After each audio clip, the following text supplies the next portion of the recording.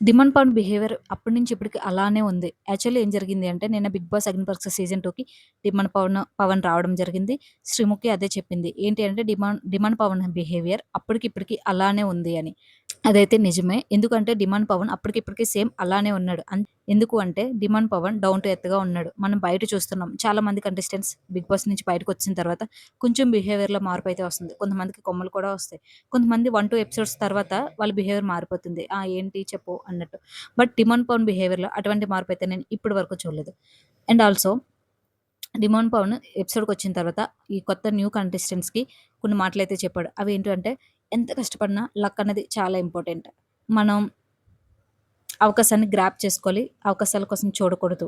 And third ఏంటంటే, మనం అందరితో మంచిగా మంచిగా అయితే ఉండాలి. బట్ గేమొచ్చినప్పుడు గేమ్ అయితే ఆడాలి అని చెప్పి కొన్ని మాటలైతే చెప్పాడు. వచ్చిన తర్వాత తన చేత హెడ్ డౌన్ టాస్క్ అయితే చేయించారు.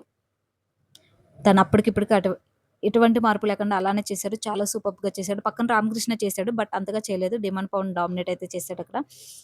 బయటకొచ్చిన తర్వాత డిమాండ్ పవన్ అయితే కొన్ని మూవీస్ చేస్తున్నాడు. అండ్ సాంగ్స్ చేస్తున్నాడు. ప్రమోషన్స్ చేస్తున్నాడు. దీపం ఉన్నప్పుడే ఇల్లు చక్కబెట్టుకోవాలి కదా! సో, తనకి ఫేమ్ ఉన్నప్పుడే ఈ అవకాశాలన్నీ యూజ్ చేసుకోవాలి. వాళ్ళ ఫ్యామిలీకి కూడా చాలా సపోర్ట్‌గా ఉంటుంది గాబట్టి